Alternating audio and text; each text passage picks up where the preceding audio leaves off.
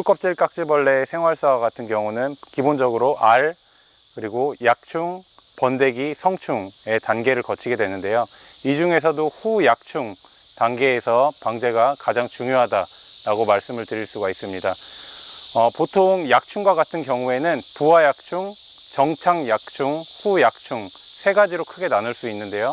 이 중에 후약충은 월동 이후에 발육 최성기로서 이때 가장 흡즙을 많이 하기 때문에 가장 중요한 시기라고 말씀드릴 수가 있습니다. 솔껍질 깍지벌레 방제 방법은 지상방제, 무인항공기 방제, 나무주사 방제 크게 세 가지로 나눌 수가 있는데요. 이 중에서 특히 나무주사 방제가 가장 중요하다고 말씀드릴 수가 있습니다. 현재 총 51개의 제품이 농촌진흥청에 등록이 되어 있고요. 이 중에 산림청 산림병해충 방제용 약종으로 4종이 선정되어 있습니다. 이 중에서 단제나무주사제와 합제나무주사제 제품과 같은 경우에는 총 45개 제품이 등록이 되어 있고요. 이 중 단제나무주사제는 특히 에마맥틴, 이미다클로프리드, 아바맥틴, 그리고 네오니코티노이드 계통의 약제들, 이렇게 각각 단제나무주사가 등록이 되어 있습니다. 합제나무주사와 같은 경우에는 아바맥틴과 에마맥틴과 같은 맥틴류와 그리고 거기에 네오니코티노이드 계통과 동시에 혼합된 합제나무주사 제품 총 8개가 등록이 되어 있는 상태입니다.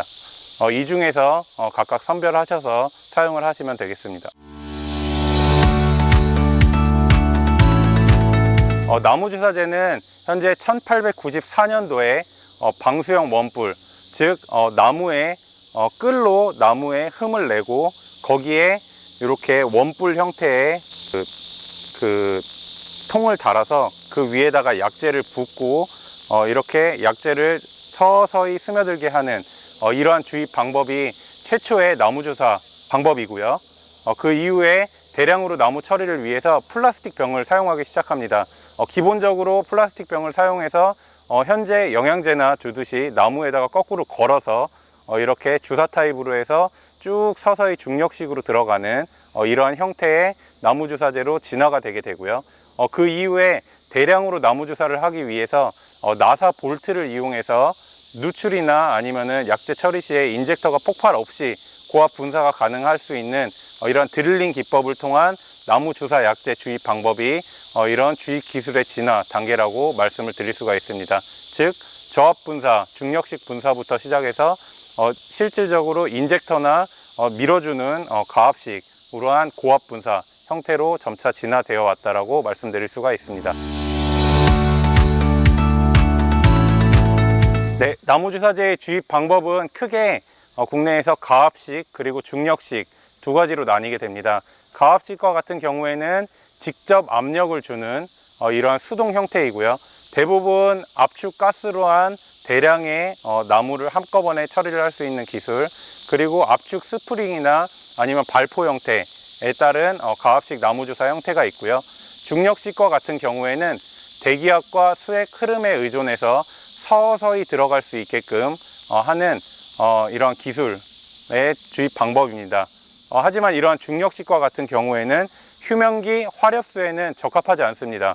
그리고 또한 시공 시에 장시간 주입이 필요하기 때문에 시공이 빠르게 돼야 하고, 그리고 휴면기에 가까워진 나무와 같은 경우에는 가압식 나무주사를 추천드립니다. 해외 나무주사제 처리 기술과 국내 나무주사제 처리 기술을 알아보실 건데요. 해외 나무주사제 처리와 같은 경우에는 해외는 가드닝 형태의 이러한 나무를 직접 집 앞의 나무, 도로 앞의 나무, 정원의 나무, 이런 나무들을 직접적으로 관리하는 이러한 생활이 보편화가 되어 있습니다. 특히 유럽과 같은 경우가 마찬가지로 가장 보편화되어 있는데요. 그렇기 때문에 현재 본인이 살고 있는 집 주변의 정원에 나무 주사를 직접 주입하는 이러한 형태들이 실로 다양하게 있습니다. 대부분 나무들이 수령이 크기 때문에 압력 가스를 이용해서 직접적으로 대량으로 주입을 하는 이러한 형태들, 그리고 중력식의 나무주사 형태들 등 다양한 형태들의 나무주사가 존재하고 있습니다. 네, 국내 나무주사 약재와 같은 경우에 대표적으로 이와 같이 여러 가지 제품들을 보실 수가 있는데요. 이 중에서 첫 번째 두 개와 같은 경우는 중력식 나무주사제입니다. 중력식 나무주사제와 같은 경우에는 이렇게 뒤에 아무런 장치가 없고요. 약재를 꽂은 후에 뒤에다가 살짝 구멍을 내서 공기구멍만 낸 이후에 서서히 들어가게끔 하는 제품들로 말씀을 드릴 수가 있고요. 이후에 나머지는 가압식 형태입니다. 가압식 형태와 같은 경우에는 처음에 앞서 3개와 같이 망치로 뒷부분을 때려서 이렇게 한꺼번에 주입을 해버리는 이러한 형태, 그리고 그 이후에 뒤에 3개 해서 스프링 형태로서 한꺼번에 돌렸을 때 그 압력에, 스프링 압력에 의해서 약재가 한꺼번에 들어가는 가압식 형태, 그리고 최근에 개발된 이런 발포형 나무주사제로서 똑같이 돌리지만 서서히 동일한 압력으로 약재가 들어갈 수 있는 이러한 나무주사 형태로서 점차 진화가 되고 있습니다.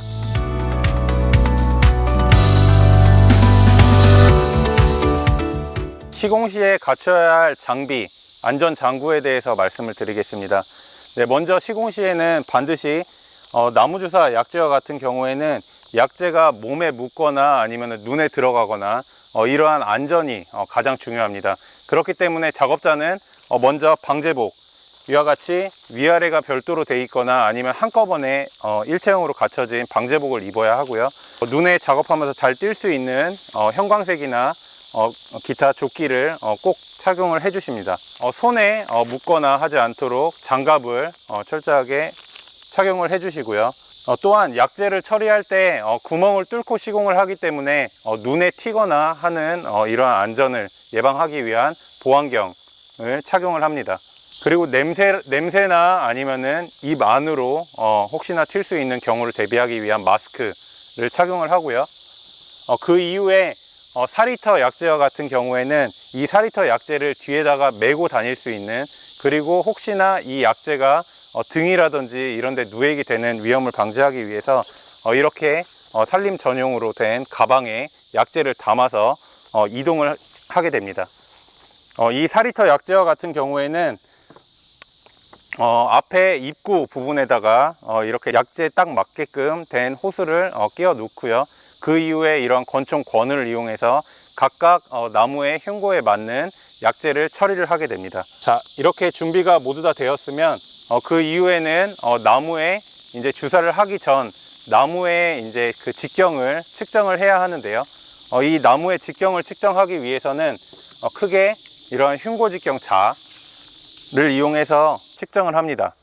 각 흉고 직경이 측정이 된 이후에는 각각 나무에 대해서 몇 미리씩 약재를 주입을 해야 되는지 이것이 계산이 되게 되고요. 그 이후에 나무에 천공을 하게 됩니다. 나무에 구멍을 뚫는 방법은 크게 2가지입니다. 대부분 드릴을 많이 사용을 하시고요. 드릴과 같은 경우에는 보통 8mm 혹은 10mm의 드릴 날을 이용해서 나무에 주입을 하게 됩니다. 혹은 대량으로 나무에 주입을 해야 되는 시공지의 경우에는 이와 같이 천공 드릴링 되는 날을 이용해서 예초기에다가 동력 천공기라고 하죠. 그래서 예초기에다가 이 동력 천공기 날을 붙인 후에 직접적으로 바로바로 뚫어버리는 이러한 형태도 있을 수가 있습니다. 중력식과 같은 경우에는 대부분 약재가 정확하게 그 구멍에 딱 들어가야 됩니다. 그렇지 않게 되면 약재가 누액이 되는 형태가 될 수 있기 때문에 이 약재와 같은 경우에는 주입한 이후에 이런 고무망치로 때려주거나 아니면 대각선의 형태로 해서 꽉 조일 수 있게 구멍에 꽉 맞게끔 이렇게 약재를 처리를 해야 하고요. 모두 다 처리가 된 이후에는 약재를 뽑게 됩니다. 약재를 뽑은 이후에 거기에 구멍이 그대로 노출이 될 경우에는 부우균이나 각종 병원균의 오염의 위험도가 있기 때문에 여러 가지 형태의 제품들을 이용해서 그 구멍을 막아주시면 되는데요. 이러한 형태의 소수병을 이용해서 이 안에다가 이제 그 실리콘 형태 혹은 아니면은 실리콘 마개 등을 이용해서 약재가 주입된 구멍을 꼭 막아주셔야 추후에 부우균이나 다른 병원균의 감염을 막을 수가 있습니다. 이렇게 재선충 병에 대해 약재가 처리되었다라는 라벨링을 각각 나무마다 하게 되어 있고요. 표식을 하기 위해서 이렇게 타카를 이용해서 각각 하나씩 나무에다가 박아주게 됩니다. 예방 나무주사제를 함에 있어서 가장 중요한 것은 작업자의 안전입니다. 작업자의 안전을 위해서 복장 착용이 가장 중요한데요. 먼저 앞서 설명드린 바와 같이 방제복, 상하의 아니면 일체형 방제복을 먼저 입게 되고요. 그 위에 표식이 잘 될 수 있는 이런 조끼를 착용을 하게 됩니다. 그리고 작업 시에 위에서 낙하하는 낙하물에 대한 안전을 대비하기 위한 안전모를 착용을 하게 되고요. 그리고 보호안경, 눈에 튈 수 있는 것을 방지하기 위한 보호안경, 그리고 입이나 아니면 냄새를 막을 수 있는 이런 분진형 마스크까지 착용을 하시면 됩니다. 그리고 밑에 보시면 혹여나 발에 이제 다치거나 아니면 작업을 할 시에 미끄러지지 않을 수 있도록 할 수 있는 작업화를 꼭 착용을 하셔야 합니다. 모든 장구를 착용하신 이후에는 장갑을 낀 이후에 이러한 천공기, 동력 천공기 혹은 이러한 드릴을 이용해서 각 나무에 천공을 진행하시면 됩니다.